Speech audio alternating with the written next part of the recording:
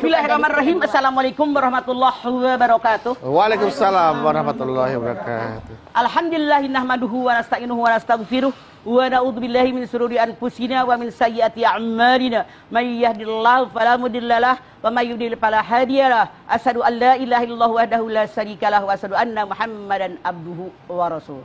Wala taqrabu zina innahu kana fahisatan wa sa'a sabila. An-nikahu sunnati paman rugibaan sunnati palisawidi. Jadi orang yang kedua, begitu ada orang ngomong yang kedua terbayang kata bedu pelakor. Pelakor mah. Perusak rumah tangga orang. Pemecah belah rumah tangga orang. Dasar nih orang menghancurin keluarga orang. Banyak konotasi yang negatif, opini di masyarakat yang mengatakan ketika perempuan menikah dengan seorang laki-laki, dia punya istri atau istrinya meninggal, tetap aja istri yang kedua. Ya kan? Bener, Pak. Punten. Di masyarakat kita ada orang yang menikah itu memang karena Allah. Ada orang yang menikah ini karena memang maaf ada kebutuhan lain ekonomi misalnya. Ada lagu. Jadikan aku yang kedua. Ya kan? Buat dirimu bahagia. Ada bedu apal kalau lagu begitu. Lagunya mah. Itu nama lu empat-empatnya apal semua kok. Pokoknya Mas emang dia mah dibayar gara-gara nyanyi. Oh, iya. Kalau nggak apal nyanyian kagak dibayar. Iya, dengerin ya. Iya, Pak. Baik, Pak. Kalau seandainya ada suatu saat jadi istri yang kedua, sebelum Anda memutuskan untuk menikah dengan laki-laki tadi, istri yang kedua, pikirkan matang-matang. Siap mentalkah saya kalau dikatakan pelakor, perusak rumah tangga, pengacau rumah tangga, siap mental nggak? Yang namanya istri kedua, boleh jadi suami tadi punya bini, dia nikah untuk yang kedua, Anda yang kedua, atau boleh jadi istrinya meninggal atau bercerai, Anda menikah dengan laki-laki tadi, tetap aja yang kedua. Apakah membahayakan kita?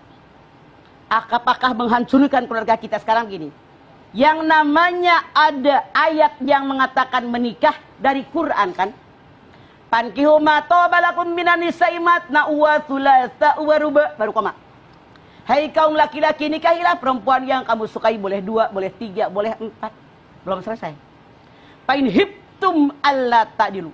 Kalau kamu takutin saya bersebat adil, cukup 1. Cukup 1 Mas Bedu. Dulu, seorang sahabat datang, ya Rasulullah, saya ini hidup miskin terus. Apa solusi yang terbaik? Udah nikah? Udah. Nikah lagi dengan perempuan lain. Nikah. Ternyata sudah sekian bulan nikah, nggak juga kaya.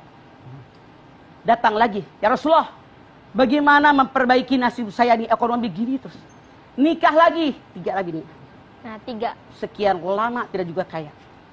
Datang lagi. Nikah lagi, niatnya karena Allah, Allah pasti memberikan jalan.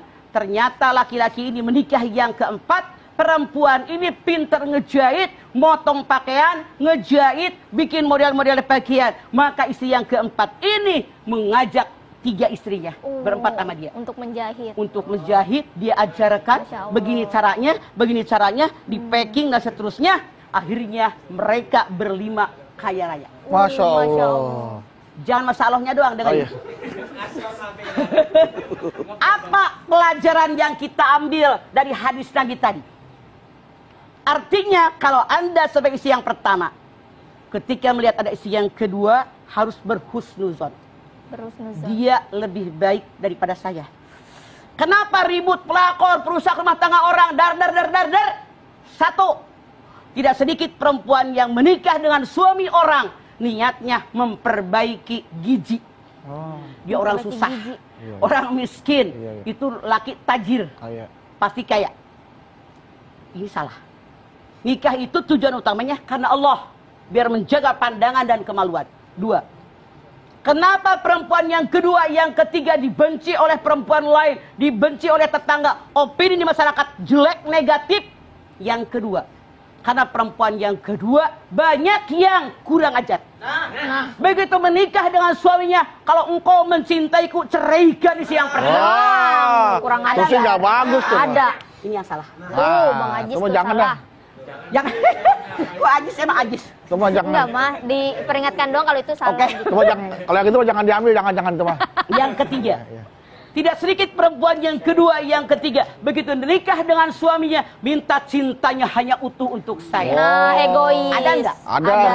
Ya bencilah bini yang pertama, yang Iya kedua. pasti itu Pak. Nggak bisa dong. Cintaku terbagi dua. Sayangku tuh. Apalagi saya. Ada lagi itu. Lu apal mulu kalau begitu. Kemudian ada lagi. Perempuan yang menikah dengan laki-laki yang sudah beristri 1, 2, 3. Ada yang justru ingin menguasai harta suaminya. Padahal dia tahu harta itu diperoleh dari istri yang pertama. Waduh, ini yang membuat orang-orang di masyarakat opininya benci dari istri yang kedua. Jadinya Bagaimana memperbaiki opini masyarakat? Memperbaiki image orang kepada Anda yang di istri yang kedua. 1. Kalau Anda menikah dengan laki-laki, boleh jadi ini takdir. Karena kata Allah, kalau sudah ditakdirkan seperti ini, memang sudah tidak bisa dirubah. Likulli shay'in qadra, sudah ada kadarnya masing-masing. 2. Kalau Anda menikah dengan laki-laki yang sudah punya istri 1, 2, atau 3, ada yang keempat misalnya saja, niatnya karena Allah, biar saya menjaga pandangan mata, menjaga kemaluan saya, biar tidak zina. Apalagi, saya tidak boleh menguasai suami saya. Wong belum saya ada juga, bini yang udah ada. 3. Jangan saya sebagai istri yang kedua pengen menguasai harta suami saya. Wong diperoleh susah-susah apa yang pertama. Tahu diri. Jangan juga saya sebagai istri yang kedua meminta cinta kasih utuh buat saya. Lu tahu diri. Dari awal juga cinta sama orang dulu. Apalagi Anda memerintahkan suami Anda menceraikan istri yang pertama, yang kedua. Ini sangat salah. Yang benar kayak hadis Nabi tadi. Begitu suami Anda menikahi Anda yang kedua, yang ketiga, yang keempat, kalau kita misalnya punya potensi dalam diri kita, ajarkan nih kepada istri yang ke-1, kedua, ketiga. Ajak kerja bareng. Bangun ekonomi bersama-sama. Atau kalau Anda tidak punya potensi, lihat istri yang pertama, yang kedua punya potensi, Anda nanya dong belajar. Di kita gengsi, boro-boro mau belajar, bahkan bermusuhan. Ini yang salah. Jadi kita gali potensi yang ada, kerja bersama-sama, bikin usaha rame-rame, saya jamin inilah yang terbaik buat kita. Makanya tidak ada namanya pelakor. Kalau ada pelakor, ada pebinor, pengambil bini orang. Sama-sama mau si Maya. Sama-sama mau. Kayaknya pengalaman. Iya. Pada direbut ya Teh? Kan biasanya pelakor itu kalau misalnya suaminya nggak mau tapi direbut gitu loh mah, gitu. Tapi ini kan sama-sama Makanya kalau dikatakan pelakor salah. Kalau suami ada setia dan ngerti agama, kemudian cinta benar-benar sama istrinya, nggak bakal jadi pebinor. Ada pelakor gara-gara ada pebinor. Makanya jaga kita punya kehormatan masing-masing. Jangan saling menyalahkan. Daripada jadi pelakor, pebinor, lebih baik jadi pendonor. Nah, donor darah gitu mah maksudnya. Iya, buat kesehatan gitu Mas Bedu. Ya, baik. Setelah ini kami kembali lagi untuk Anda tetaplah bersama kami di rumah Mama Dede.